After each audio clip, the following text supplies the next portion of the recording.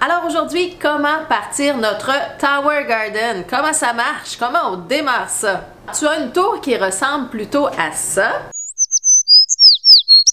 Et tu as des pousses qui sont prêtes à mettre dans ta tour. Alors, comment ça marche?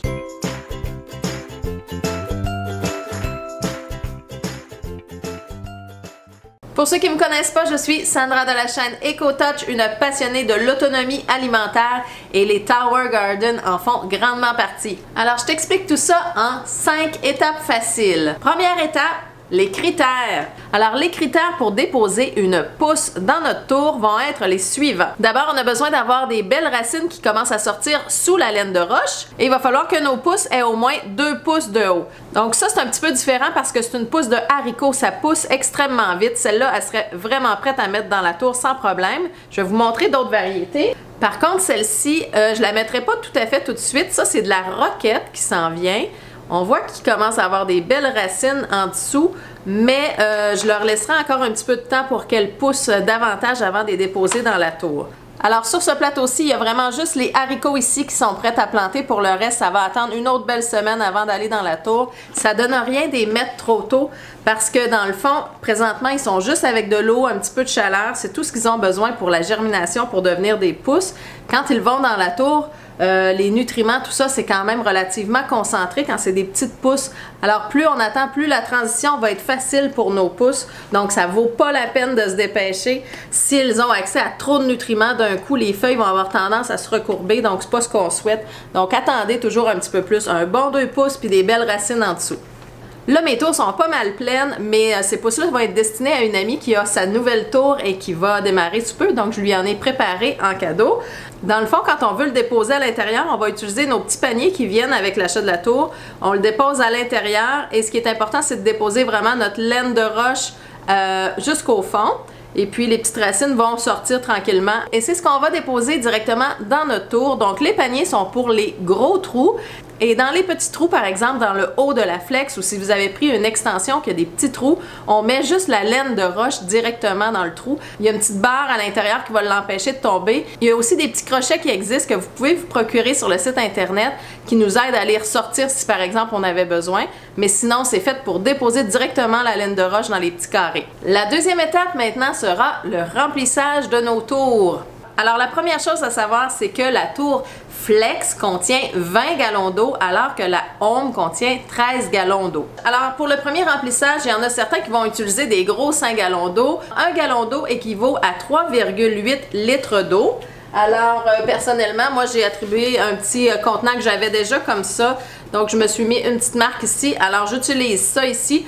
2 contenants comme ça pour moi équivalent à 1 gallon. Fait que je fais bien des allers-retours, mais mon accès à l'eau est très très proche de mes tours, donc je trouve ça relativement facile. Une chose qu'on peut utiliser qui est vraiment très facile, bien sûr, c'est d'aller s'acheter un contenant de 1 gallon directement d'eau. Donc ça se vend directement comme ça à l'épicerie. Donc vous allez vous chercher ça et c'est très facile dans le fond de comptabiliser et de faire 2 fois moins de voyages que moi. Une fois que vous aurez ajouté l'eau dans vos tours, ce sera le temps d'ajouter les nutriments A et B. Donc, il y a une petite tasse à mesurer comme ça qui vient avec l'achat de la tour. Donc, la règle de base, c'est 20 ml de A et 20 ml de B pour chaque gallon d'eau. Par contre, quand on a une tour qui est toute neuve, qu'on démarre, qu'on met des petites pousses à l'intérieur, on va se donner 2 semaines avant d'ajouter le ratio complet de nutriments parce qu'ils sont tout petites, donc on veut y aller tranquillement, pas vite. Par conséquent, si vous avez une tour Flex, les 2 premières semaines, vous allez mettre pour votre 20 gallons d'eau 200 ml de A et 200 ml de B. Après 2 semaines, vous allez rajouter le 200 ml de A et le 200 ml de B manquant. Si vous avez la Home, elle contient 13 gallons. Alors pour les 2 premières semaines, vous allez ajouter 130 ml de A et 130 ml de B. Et 2 semaines plus tard, vous allez venir rajouter 130 ml de A et 130 ml de B. Et par la suite, vous allez ajouter l'eau qui est manquante au fil des semaines. Donc, vous allez ajouter toujours le ratio de 20 ml de A et 20 ml de B pour chaque gallon d'eau que vous avez ajouté.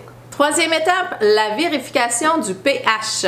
Par rapport à ça, je veux vraiment vous dire de ne pas vous énerver avec ça. Vous recevez avec la tour du pH+ et du pH-.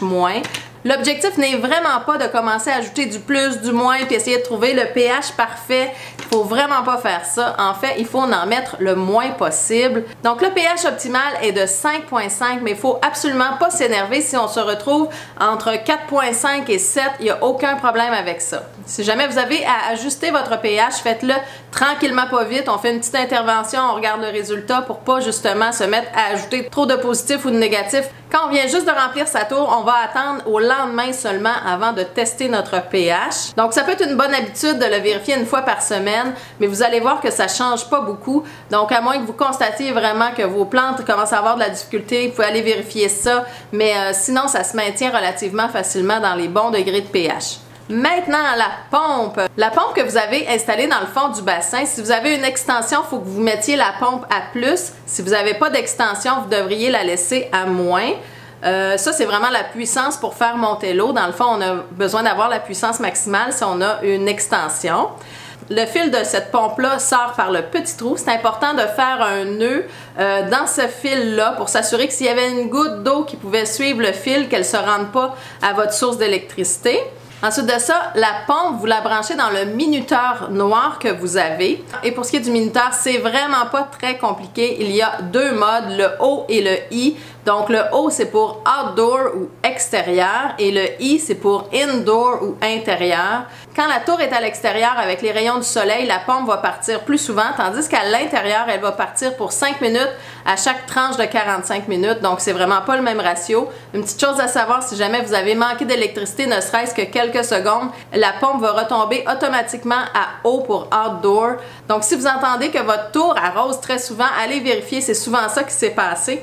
Donc, c'est pas plus grave que ça, c'est juste qu'elle part beaucoup plus fréquemment pour rien. Donc, quand on cultive à l'intérieur comme ça, on met ça sur I et ce sera tout automatisé. On n'a pas besoin de se casser la tête. Et la cinquième étape, ce sera l'ajustement des lumières. Alors, pour ce qui est des lumières, ce qu'on recommande, c'est vraiment d'avoir un 18 heures de luminosité par jour. Donc ça favorise vraiment une croissance optimale de nos fruits et légumes. Ils sont comme toujours en plein été, très confortables. Donc, on va vraiment maximiser la croissance de nos légumes avec ça. Ce fil de lumière sera directement branché dans le mur ou dans votre multiprise, mais pas dans le minuteur que vous avez utilisé pour la pompe. C'est pas à ça que ça sert. Le minuteur des lumières se situe sur le chapeau directement de lumière en haut. Donc la première des choses, ça va être d'installer le petit bouton gris sur l'horloge. Donc, ça va permettre de programmer le 18 heures de luminosité. Ensuite de ça, vous allez installer le petit triangle à l'heure actuelle. Et pour ajouter les temps, c'est comme des petites switches, des petits breakers, je cherche le mot français. C'est comme des petits interrupteurs qu'on va ajuster. Quand ils sont à l'extérieur, ce sera allumé et quand ils sont à l'intérieur, ce sera fermé. Donc, pour chaque heure, il y a 4 petits interrupteurs, donc c'est 15 minutes chacun. Donc, vous choisissez quand est-ce que vous voulez qu'elle soit ouverte pendant 18 heures. Donc là, c'est tout simple à faire. Alors, maintenant que ta tour est partie, je t'invite à cliquer sur cette vidéo où je te livre mes meilleurs trucs et astuces sur les Tower Gardens. Si tu as apprécié le contenu, je t'invite à me faire un beau pouce, ça fait super plaisir. Abonne-toi et on se retrouve très bientôt pour une nouvelle capsule EcoTouch. Bye tout le monde!